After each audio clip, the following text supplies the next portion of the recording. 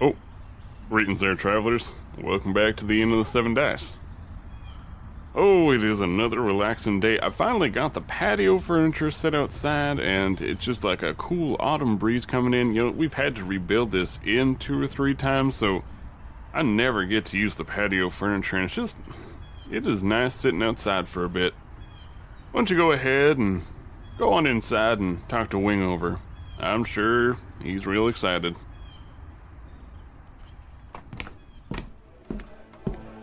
Oh, greetings there, travelers. Welcome back. It's me, Wingover, famous name Bad, and welcome to the end of the 7 Dice. Did Michael say that part? I don't know. Doesn't matter. Oh, it's a nice day outside. The frost is starting to come in. I told Michael, why are you putting the furniture out if the frost is coming in? And Michael said, I never get to use this damn stuff. And then just stormed out with the furniture. I don't know, whatever. It's up to Michael, really. Oh, but travelers, today is a good day. I'm feeling rested, I'm feeling relaxed, I'm excited. And of course, the group Death Shift is getting back together again. No more splitting the party, please. Oh, I really hope the party doesn't get split again. Oh, geez. Oh, travelers, we have a nice, lovely piece of fan mail. 1 second here. So this one says, deep, riveting and thoughtful, 5 stars. The tale these players weave pulled me in straight away. The characters are all well designed and wonderfully portrayed, and the cutscenes do a great job filling out the story. With amazing voices, sound and music, and the deservingly famous Ballad, Wingover Gimbal, keeps this story flowing from one episode to the next and provides a local flavor. You are seriously missing out if you aren't listening to this podcast. And that is from Terran Vane via Apple iTunes. That's from the United States of America. Thank you so much, Terran Vane. I'm glad you are really enjoying this tale. Oh, we absolutely love seeing messages like this. Really pumps us up, gets us inspired, and just wait, the story's going to get weirder and weirder. I hope you're all ready, travelers. Oh, looks like we have a person here from BattleBards. Smells quite sweet. Who could it be? Oh, you're completely composed of candy corn. Well, that's interesting. Oh, who are you? Oh, hey, yeah. I'm Diana, I'm the candy golem. I live in the area. I don't really hang around with a lot of people. I have to avoid the rain and snow and anything wet, really, but yeah, no, I'm just a candy golem, but I'm here from BattleBards.com. If you want great sound effects for your Halloween games and maybe some spooky songs or some monster sound effects, and head on over to BattleBards.com and get yourself something good.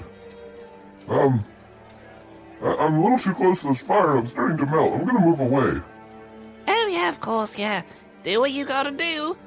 Oh, travelers.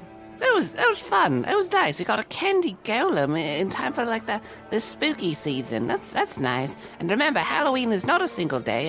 It is maybe 1 to 3 months. It's a nice time. All right, travelers. I'm sure you're all eager to get into this episode. So, let us jump in. The party is getting back together. Kelsar and Draxir and Borderdon just dealt with Yegdetha. MZ has been making deals with the Hive, and God knows what's gonna happen with Ronnie. All right, let us jump in. I present to you, All Hail Prince MZ, Part 3.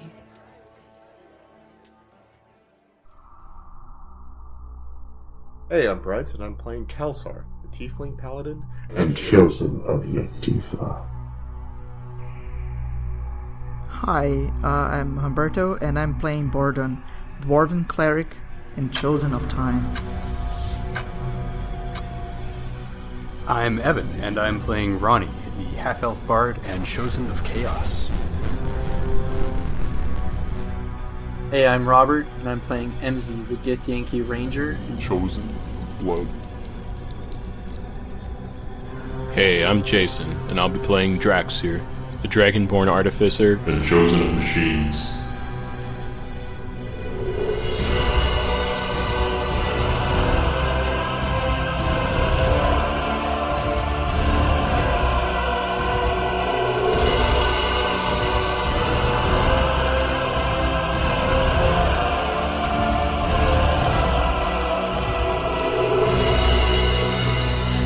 Previously on Ballad of the Seven Dice, our heroes were split into 3 different groups. Ronnie had went off to go rebuild Geldspar for themselves and just have a good time. Meanwhile, MZ was taken back home and had to deal with their mother and was dealing with an infiltration from the hive into the Githyanki people. And Draxir Borodon and Kelsar had gone back to Kelsar's home, an ancient forgotten village of Nephilim. And there, they had to fight against Yagditha. And he managed to get Yagditha out of his head.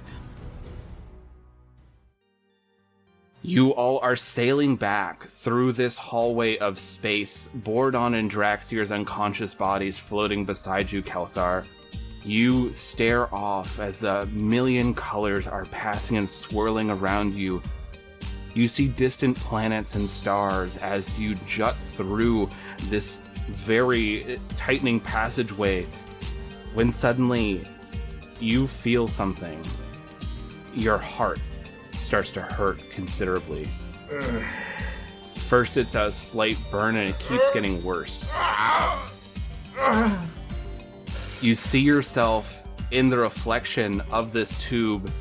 You see your eyes are lit up, one completely white, one completely black, and you see the flames and lights are growing larger and larger. The price for removing a god from you was a very costly one. And as you realize, your body isn't used to not having Yagditha inside it anymore. You feel everything inside you exploding in pain. Energy is bursting out of your eyes, your mouth, your ears, your nose, your hands.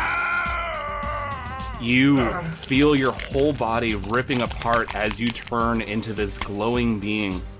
Suddenly, this white light overtakes everything, and then you're sitting in darkness.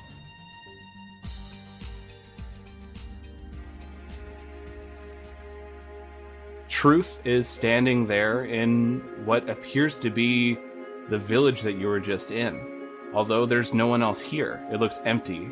There's a gray haze over the surrounding area. Truth is standing near the well that you were by, that Borodon caused to flood up to put out the fire, and then suddenly they're right in front of you. Kelsar,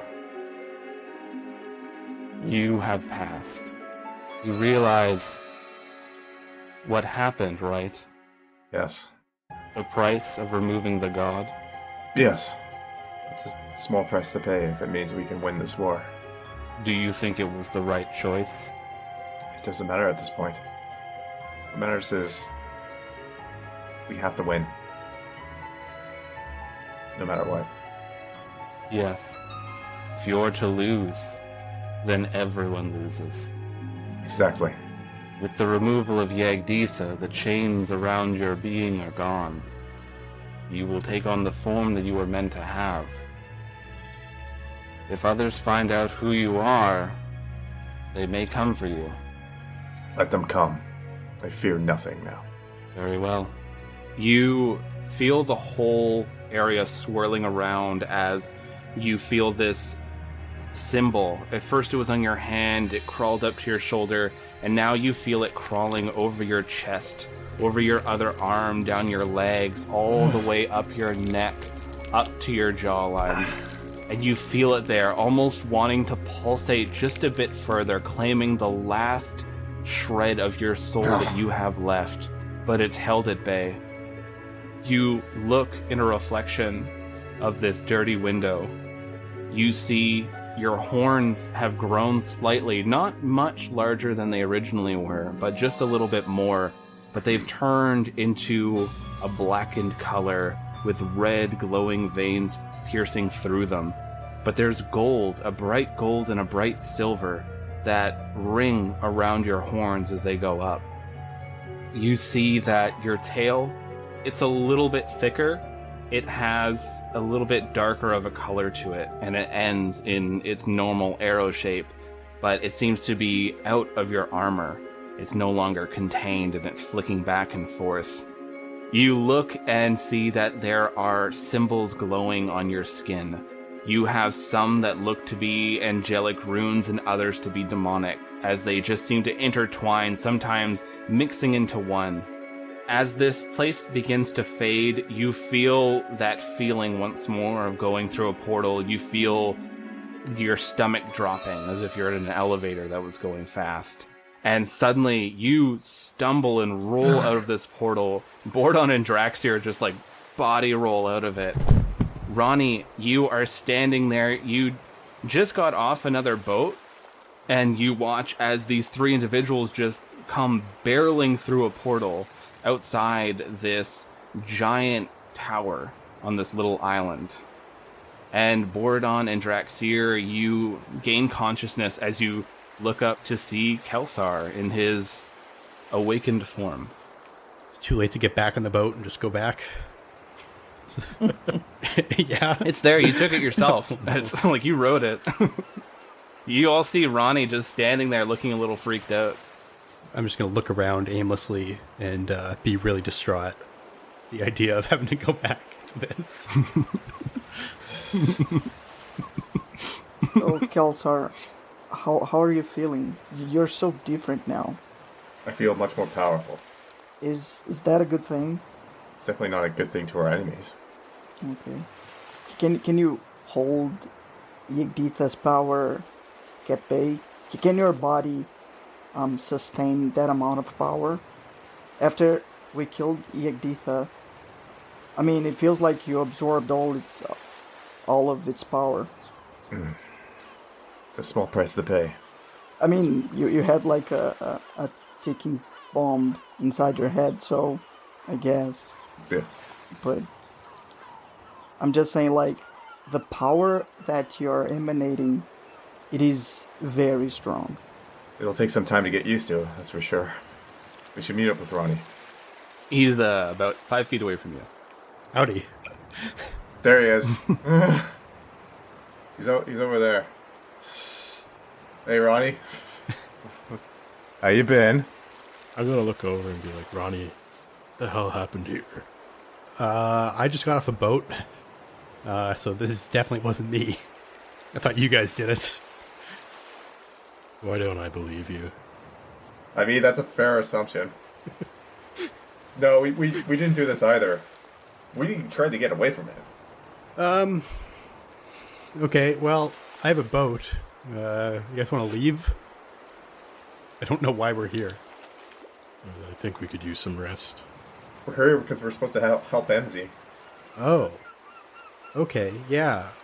That's where we were heading to. We were heading to give MZ to find MZ, but then that explosion of light happened, and we just tried. We were desperate, and we just tried to get away from it. We came to this island to charge, like, the bracelet, right? Yeah. Yeah, well, you came to talk to the Purple Mage about, like, dangers of the portal that you ended up going through, if you could charge the bracelet through it.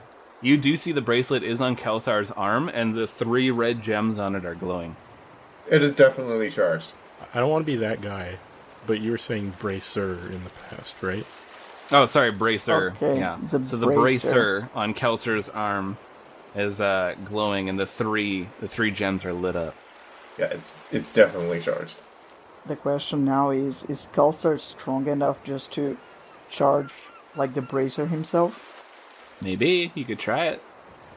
I mean, the bracer's already charged. Yeah, If you try to, like, overcharge it, you Yeah. might blow it up. And then I'll have to roll a lot of damage. And his arm along with it. But, I mean, you could if you want. No, I'd like to keep my hand. Like, I've lost my arm once. I wouldn't recommend that. Draxier, Bordon, and Ronnie, you do see that Kelsar's symbol is all the way up his neck now.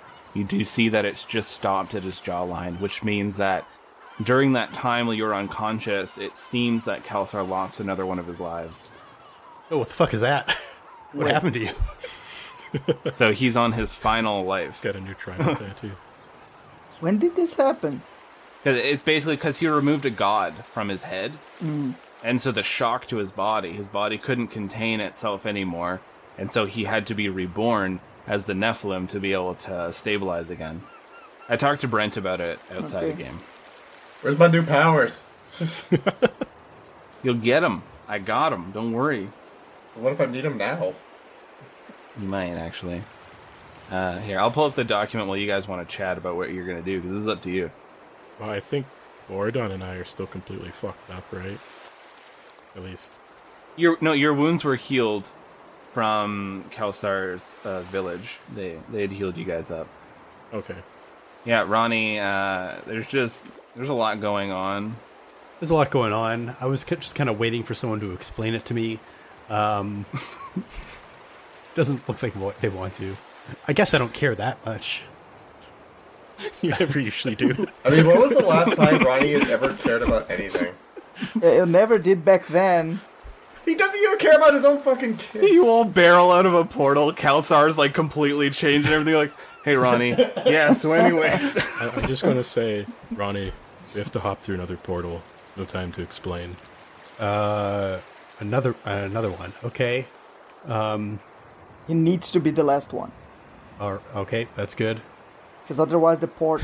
No, one it's too just many. because the portals, they close after you enter them. Yeah. Right. Yeah. yep. It's got a portal. You're through. just too unstable. Okay, let's go. Okay, Where are we going? we're going to the Purple Mage. Okay. Yeah, the tower is right there if you want to go knock. Yeah. Bordon's been here like 100 times for his training. All right, let's head out. Let's go to the Purple Mage. Ronnie, I'll tell you everything later. There's no time. Sounds good. There's never time. You never give us time. Yeah. Okay, basically, TLDR, I went back to my home, found out the truth about my family, I died, and then I got rid of the god in my head. Alright, let's go. Okay. I don't really understand any of that, but all right. Sure. Yeah. Let's get out of here. Yeah. Basically, I'm not possessed by an elder god anymore. We killed him. Oh, okay. Okay. Yeah. Yeah. Was Yigditha an elder god to begin with? Yes, but Yigditha got weakened by Matthews. Matthews poisoned him, basically, and weakened him by killing all his followers, and forced Yigditha to go into Kelsar. You get up to this large door that is right in front of this tower. This ivory tower spans high up into the sky. Glowing purple can be seen throughout the area. It's just this... Actually, it's a brighter glow since this massive shockwave came through. You see, like, the odd brick and piece of this tower actually got blown off. And this tower is obviously the tower of a very powerful mage, so that's saying something about the shockwave. You go and like you're about to knock and the door opens. And there's already a bunch of armed guards that are about to come out of there, and they all like they almost run into you and they're like, "Whoa!" And they're all looking, and Bordon, you see Malik is there looking over at you. Bordon, did you see the sky? What happened? Magic happened. Yeah. I mean... It's the end times. Do you think so? Because they've been doing like super great so far. I think end the world is like a lot safer now. So I wouldn't say like it's the end times. I think we're cool. If you think so, I mean, giant tendrils came out of the sky and smashed down into the east, and I don't even know if it's there anymore. They're not. Yeah, honestly, Bardon, I wouldn't say that's a step up. I would say that's a lateral move at best. Sorry, we have to go over to the sanctuary and see if we can help anybody. Were you here to see the Purple Mage? Yes. You know the drill. It's over there is the stone to stand on, and it'll take you to his quarters. He's just busy scrying and communicating with a few people. We must hurry back. Well, Godspeed. They nod to you, and just a number of these armed people just come marching out of here, like at least 30 people. And you see they're taking these boats over to Sanctuary, which is like maybe a 5-minute like row. You see inside this area, because the three of you had not been here, the tower looks far larger than it should be. There are lines of bookcases. You see there's an actual stream flowing through here. Beautiful soft music is being played. As you see, there are even trees growing inside here, birds flitting from each one, and there's a glowing platform in the center of this room. I think we should take, like, the elevator. Let's go. Let's just step on that glowing stone and go up. So you step on it, guys, start feeling this energy glow around you, and you suddenly just like drop maybe half a foot. And you're standing in what appears to be a large study. Books are knocked over, there's like vases smashed on the ground. There's a scrying orb that has been absolutely shattered on the floor. There is a frazzled-looking elderly man in purple robes. He has a head wound as blood is trickling down his face. And he's quickly poring over a number of books that are out on this table. And he barely glances up at all of you and looks back down. Bordon, yes, what is it? We need your help to get to the astral plane. How does the... Can I just interrupt? How does the purple mage look? Like, he looks like he's really hurt, right? He looks like he definitely has a serious head wound. Like, he must have fell and smacked his head on a table or something. Like, it looks painful. I'm gonna cast Cure Wounds on him. I mean, I was going to do that. Taking a second thunder. But sure! Yeah, go ahead, Bordon. I mean, your move. He only knows how to do the one thing. You gotta let him do his thing. I mean, the only thing that I do is just like using Guiding Bolt every single turn. You have freaking... You're a freaking JoJo, okay? Oh yeah, you have a stand. Yeah, there's the stands too. The strongest spell ever. So Kalisar, you go up to the purple mage. This energy flows through your hand. And you see, like, it pulses into him, and you actually heal him for what seems to be more than you would have normally done. You see, like, this positive energy, and you all see, like, one of, like, Kalisar's white eye, like, flares up as this positive energy is flowing through him. You see his head wound disappear. I take this grindstone, and then I'll just rebuild it with that spell. Oh, the one where you can turn time back, like, you know? Yeah, just like to... Yeah, repair it. So you see as Bordon sort of crouches down and holds out his hands, and you watch as all the little pieces of shards of glass form slowly back as Bordon, for the first time, uses this ability that I gave him in the third arc, and it forms back into this sphere.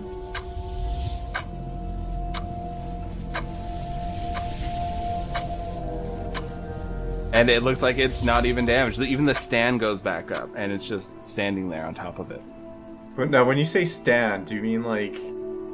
No, there isn't. There isn't a very muscular man holding this orb. It's just an orb. The purple mage looks up and goes, I always forget about your abilities, Bordon. Thank you very much. That orb was incredibly expensive. Oh, don't mention it. You were saying you wanted to go to the astral plane? Correct. What business do you have on the astral plane? Well, we need to help MZ, which is our friend, and he's like a Githyanki, and he's the prince of the Githyanki. We need to help him. He, like, puts his book down and just looks up. Who are you people? Right? The prince of the Githyanki? He's not even the only prince in our party. I know Bordon's a prince. Are any of you princes? I'm the last Nephilim. Oh, fuck. Okay. We make some Last Samurai references. You're a what? Yeah. He takes a seat. It doesn't matter he had magical healing, because he needs a minute. So, like, I healed him, I don't even get a thanks, I'm just like... I did say thank you. All right, Sparkly man, is there anything magical I need to know about? Oh god, where do we start? Oh no. He's literally the essence of chaos. No, I'm just normal guy. That's okay.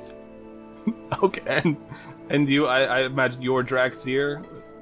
Didn't know you had a mechanical arm. Yes, that's fairly recent. Oh, okay. Alright, yes, now I can direct you. So I imagine you're wanting to go to Tul'narath. It's the Githyanki's main city. Yes. Prince. Now I want to warn you, the Githyanki Queen is not kind. Yeah, we've dealt with that kind of stuff for a while, so... I mean, that's what we're expecting, I think. Yeah. We heard she's kind of a Karen. Yeah, except she is the manager. I feel like she's Karen's daytime manager, is what she is. Man, I don't think we're ready for this. If push comes to shove, do not shove. Just let them push, because she's powerful, and she has she has red dragons. So be careful. We never fought red dragons. Never fought dragons at all. I mean, we did kind of just kill a god, so... I sent you through a dungeon, so I mean, I'm halfway there. To be fair, we did kill a god, so I mean... We can god. I mean, it wasn't even us. Right? I mean, it was like the Guardian Spirit Cell, Spirit Guardian. They did most of the job. I mean... We'll just get your stand out again. Okay, we're gonna need components. I don't have the components for that large of a portal. Oh no, I think we have everything that we need. I detach my bracer and I'm just like, here you go. Oh wow. This will do the trick. Okay, I'm actually gonna go ahead and put it back on you because you do need to come back. Yeah, fair enough. Fair enough. You can fit so many portals in this bad boy right here. Yeah, slaps the hood. It's got trunk space. I'm going to help focus the magic of this bracer. Kelsar, I will need your assistance as you will be the one activating this item. Are you sure you're all done here in Sanctuary? Because when this happens, I don't know how it's gonna go. Do you mean, like, is there a chance for it to, like, fail? I don't think this will fail. I just think it might take you a minute to get back. The astral plane is strange as far as time's concerned. But if you're all ready to go, I can send you off. Okay, now does anybody need to go to the bathroom before we go? Because if I don't want to be halfway through it, and then someone's going, oh, I gotta pee, and then, we gotta stop. I don't think we actually went to the bathroom, or took a bath this entire campaign. Adventure. You have taken baths, and I think one time Ronnie went to the washroom. Okay. Oh, okay. In, like, the last year. Yes, he went once. So I asked the Purple Mage if he has something to like, help us in the, like, astral plane, like maybe a compass, I don't know. Like, something for, like, to help us navigate, either, like, the city or even, like, the plane itself. Yes, I might have something. He sort of, like, looks through a bunch of stuff. He pulls out this paper, which causes a stack of books to fall. This is a scroll. I pick up the books. Oh, thank you. This is a scroll of locate person. It should help you pinpoint where MZ is in that city, because it's a big city. You'll have to look around. So this should make that a lot easier. Thank you. Be careful. The visitors are allowed in Tul'narath, but they're pretty heavy on things like paperwork and rules, so don't be too chaotic there. They're very strict. Ronnie. Sorry. God. Do we need, like, some sort of I mean, I don't even know if I actually knew about, like, a passport. They do have papers you have to sign. I imagine MZ can help if you do run into him, or if anything, you just tell a guard that you need to fill out registration forms or something. I'm sure they'll help you. They enjoy this sort of thing, strangely enough. MZ, what do I gotta do to get a green card? You got 90 days to get married. Here's what you gotta do. All right. So, Kelsar, focus on that bracelet if you can. Okay. Now, think of your friend.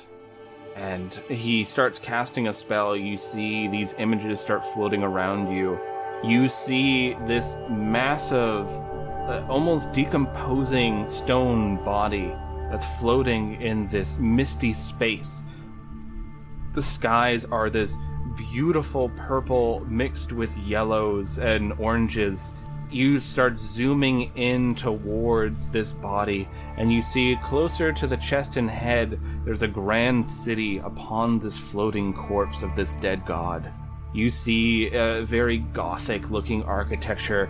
A lot of spikes and gargoyles and tall spires are looming up. You see all over there are images of the Githyanki people just wandering around. Every so often you see a red dragon, and you feel this energy just vibrating around all of you. As suddenly you feel yourselves hurtling forward. You are sailing through these gray clouds that seem to coat around this area. You pass through it.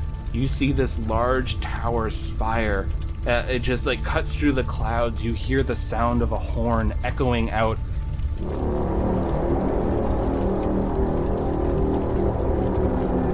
As you watch scores of Githyanki soldiers march out of portals, these large, very advanced portal works, it looks like multiple rings are swirling around one another, and these soldiers just march out of them. You see these dragons roar out, and just like this challenge almost, as they fly overhead, shooting bouts of fire, as the Githyanki soldiers cheer as they come marching in. You see that there have been banners that have been set up, almost like they're getting ready for some kind of festivity. You feel yourselves hurtling faster and faster towards the ground. Unlike most portals that you were used to dealing with, you're used to just kind of used to popping through. And you look as you're getting closer to what appears to be this large castle. Multiple sections of it loom over this city. You see it's more in the city center. There are these like spiked roofs that are reaching high into the sky. And you feel yourselves smashing down into the courtyard. You don't take any damage, but you definitely feel like getting jarred down. And this vibration pulses through your body as the stone around you erupts and smashes out. Horns are sounded off as Githyanki soldiers are pouring out of the castle.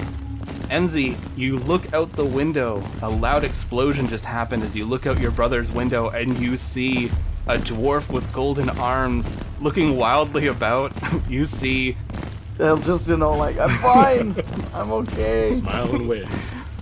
You see them all kind of like getting back up. Draxeer's there. You see this large dragonborn with his mechanical arm. He has a bundle which must be Uhtred in pieces still. You see Ronnie is kind of like dazed, stumbling back, his gold suit glimmering from the different lights. And Kelsar, who looks a little different, a little stronger, as his tail is lashing back and forth as he seems disoriented as scores of Githyanki soldiers swirl about them. I'm not used to this tail yet. Jesus Christ. And your brother looks over at you. This may be the distraction that you needed. It's, I don't know who these fools are who would just smash into the castle courtyard, but this is perfect. These are the people I've been traveling with. These reckless adventurers were out there. Reckless. Well, Emzy, what are you going to do? Are you going to go down to these people, or are you going to go down to the dragon's den like you were supposed to? I'm gonna get them quickly, and then we'll go to the dragon's den. You're gonna quickly go through the... Okay. Right. You still have the stone, the white stone. You wrapped it up in a cloth, and you kind of like have it on your person because you didn't trust him with it. Mm-hmm. So you kind of feel it thrumming on your side. The stone is humming right now? You feel it kind of like vibrating. You like have it in like a side satchel. I'll take a look at it quickly. You take this stone out of your pocket and you kind of unwrap it a little bit, and you see that it is giving off like a soft white glow. And much like before when you're holding it, it feels good. You feel loved. You feel calm while holding the stone. No, keep it wrapped up, put it back in my pocket. The stone, it's reacting. I can use it, MZ. No, and then I bolt out of the room and I'll make my way down to the guys. You four are standing there as like your ears are ringing, your senses are coming back to you. You're kind of like, I'm good. You're kind of saying to one another as you're looking at the rubble of the courtyard. Kelsar, you see that all 3 gems in your bracer have just become this dull red. That crap. You look at all these Githyanki swarming about. They have these silver blades that are out pointing towards you. And one Githyanki comes out wearing this very regal armor, these gems encrusted upon it. And he seems a little larger than the rest of them. He looks at all of you. What is the meaning of this? Who are all you people? What do you mean, you people? Oh, come on, Kelsar. The 4th time you do the same joke. You finally got to hear it. Yeah. We are here for Ronnie. We are looking for. It's not Ronnie. MC. Why? I can't get like. We do not have Ronnie here. Okay, I'll. No, we're looking for MC. Yeah. They're like basically the same person. Hmm? Yeah, no. How do you know Prince MZ? We have been traveling together. Should I be saying that? Dog! Everything is fine. This female Githyanki comes out, and she shoves the guy to the side. She, too, is wearing very ornate armor. She has a large silver blade on her back. She looks at all of you. You're the ones who traveled with my brother. Correct. I see. Come with us. My mother will want to talk to you. Who the HE double fuck are you? I am MZ's sister. Oh, sorry. Look, sorry, it's the demonic part of me. Okay, it's, I'm getting used to it. Just, like, Kelsar's no unhinged. I mean... It's the demonic part of me, okay? It's, I'm getting used to it, right? So, I'm sorry. Sorry for the outburst. You see more soldiers are coming out. A lot of people are positioned, but as you're being led by MZ's sister, you see they're parting very evenly to let you go through, but all of them are still heavily armed and watching you cautiously. She begins to lead you towards the castle as you see MZ, almost out of breath, is coming running out the front door of the castle. MZ! Brother, it looks like your friends are here. As soon as I see her, I stop dead in my tracks so that there's quite a bit of distance.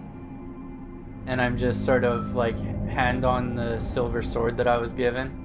Oh, remember, the silver sword went into your body. So you have it as a part of you. Oh, right. Yeah. Sorry. Yeah. I stand in a position then that's maybe the guys would recognize, and that's, for my swords to come out. And I just kind of stand there looking at them. Do you not want to greet your friends? Mother will wish to talk with them. Come with me. And I trust MZ more than this crazy lady. Yeah. Where are you taking them, MZ? We must bring them to Mother. They know about this shining god as well. We need them. Of course they do. I told everyone that we've been fighting them. They're coming with me. Where are you going? Where are you taking them? Aerith, stand down. They are coming with me. You want to do an intimidation? Yeah, I'll give that a try. 2. She marches up to you, and she's a little larger than you. Mm-hmm. You know that she has quite a bit of experience under her belt. I'm not scared of a princeling that has just arrived after being gone for so long. Just because you spent some time on Abir Toril and you fought some things does not make you my superior, MZ. They are coming to see Mother. Hey, you can't talk to my friend like that. You are an intruder, and you will speak with the Queen. They're a guest, and they're coming with me, and I take a step forward towards her. Okay. What's your AC? 16. So you take 12 points of damage as, in like the blink of an eye, she comes up to you, and she just brings a fist up to your gut. You watch as this lifts Emzy off the ground a little, and he comes back to the ground. Emzy! You feel that stone vibrate even more now. You also feel the pouch that you were given by that person you talked to on the roof. Mm-hmm. You feel it move a bit as well on your other side. Okay, yeah. I'll give it right back to her. Okay. Oh, fuck. This roller does not like me today. I got a 1. Oh. Yes! How fitting. You go in to go give her a hit to return the favor. She slaps your hand out of the side and then just backhands you. You just fall back onto your ass. You only take 2 points of damage, but it just like kind of catches you off guard. You are 3 centuries too early, Princeling. And you now hear the heavy, resounding footsteps. The 5 of you look over to see this pit fiend, 12 feet tall, marching through the castle. And in this booming voice you hear, Brother, why are you fighting with our sister? Who are these people? What will he say? I'm not saying it this time. They're my guests, and she's trying to take them to Mother. Did we actually team up with like the weakest of like the brothers? Yes. yes. Yes, you did. This guy's sort of like tall and strong. You know, like what a pit fiend looks. Pit fiends basically looks like the Balrog, except a lot smaller. Like he's still like 11, 12 feet tall, but he looks scary as shit. I don't know what 12 feet means, so I'll have to figure out. It's like 2 of me. I only know Yeah. like centimeters and meters. Yeah, Yeah, that's okay, fair. so 3.65. Okay. Think of him like he's like 3.5 Yeah. meters or so. Like, so he's pretty damn tall. And these soldiers are all kind of like they're laughing a little bit. They're because it's just 2 of the royalty are fighting each other. One's attempting to fight the other one. They're all just like watching as Emzy is getting taught something. You hear the sound, Emzy. This sound has traveled through your childhood and always brought chills up your spine. This clack of a staff, the sound of these shoes walking on the cobblestone, the raspy breath that comes with it. You hear your mother approaching. She's not here yet, but you hear that she's on her way. Okay, so all like Borodon, Kelsar, Ronnie, Draxier all have those tethers, right? Yep. You can kind of see them right now. I'm going to get up and I'm gonna dash at Borodon. Okay. And I'm going to attempt to cut his tether. Roll me a hit. So as he running towards me, I just try to protect myself. I don't know what he's going to do, but I mean, just You see he's running, and you watch as this silver actually mixes with the blue Okay. in his veins. 13. So you dash forward, your sister tries to grab you, and you just manage to duck under her as this blade appears out of Emzy's hand. You see it's the red blood, but you see the blue glow that he's recently gained, and now this new silver that forms through it. You see it vibrate really fast as he swings it right near Borodon. And Borodon, for a second, it looks like it's about to hit you, and then it goes right behind you. And you feel this snip. And you can almost audibly hear a snip sound as you feel yourself suddenly getting pulled really fast. You all watch as Borodon just, it's almost like an elastic band, like he just goes flinging back. Bordon, you are sailing through the stars. You are going flying. Once more, we split the party. Bordon is hurtling through space. You see suddenly Abir Toril is quickly coming towards you. You pass by the moons that are floating around it. You are going towards the Sword Coast. You watch as the imagery of Sanctuary is coming closer and closer. You're like, not again! And you smash into this cobblestone street.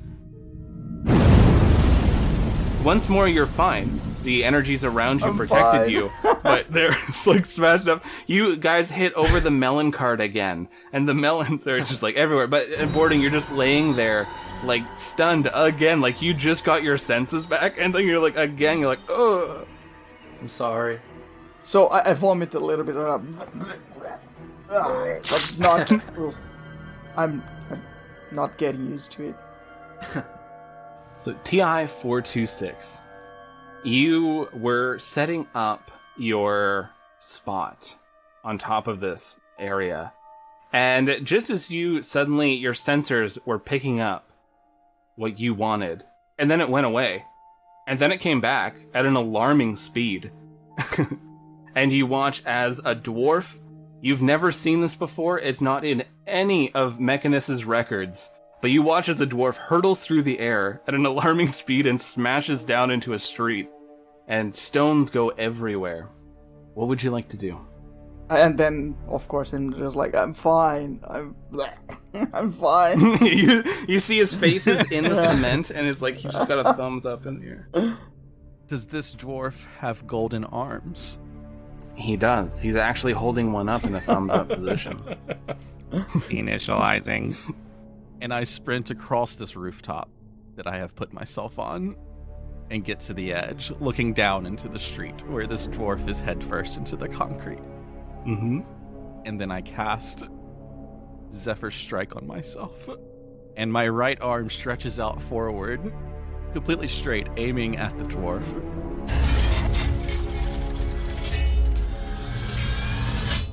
A whole load of gears and circuitry and wires start popping up out of the arm all the way down.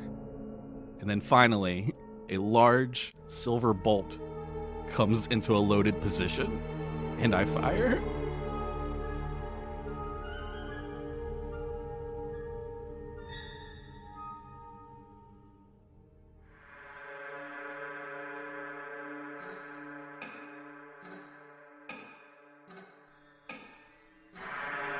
What was that?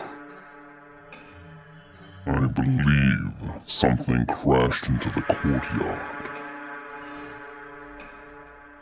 What could possibly have dared to crash into the courtyard of the Githyanki Queen? Let us go investigate this. You go ahead. I will catch up. Very well, Mother. That's weird. I can't scry on MZ, but now I can scry on Narmak. Why is that? I always assumed it was because Narmak was using some sort of warlock magic for his own privacy, but no, I can see Narmak just fine. What is it you two are planning, my sons? What is it you have on you that's stopping me from looking? Powerful ancient magic. Interesting. Seems I have to keep a closer eye on my children. No matter. The ritual is almost complete. I should go check on what's happening with these intruders, though.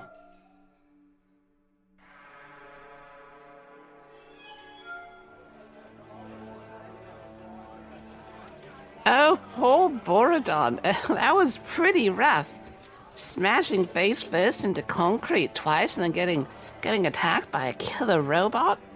And classic Death Shift style. They're just cruising on and, oh, this is an ancient Githyanki city with a very powerful Lich Queen.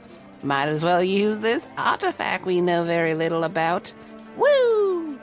Oh, that was good. Oh, what fun Death Shift is. I really hope things go well, though, because, as we all know, that Githyanki Queen does not really like to mess around. Alright, travelers, I do hope you've been enjoying the tales. Remember, if you want to leave us your thoughts or your nice words, you can head on over to the iTunes, or if you don't like downloading the iTunes because it's clunky, you can go over to the Podchaser. That's podchaser.com. Also, we have a Patreon if you are interested in fun, all sorts of extra ballad goodies. We have audio dramas, one-shots, you name it. Head on over. It's only $1 a month or more. Whatever you want to pay, it's all completely up to you. It's all one single tier. You get everything, and it's up to you what you want to pay. And if you want some sweet ballad merch, head on over to our store. We got it all, baby. We got Death Shift shirts. We got Ballad of the 7 Dice shirts. We got everything. Go check it out. All right, travelers. I'm actually going to go out and sit with Michaël outside, because, you know what? He's right. It is a nice day outside. I bid you all adieu.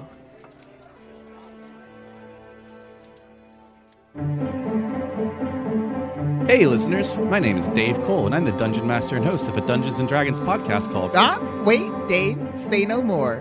They'll be enchanted by one of my songs, and then they'll be hooked. No, they want to hear about how we slay great beasts.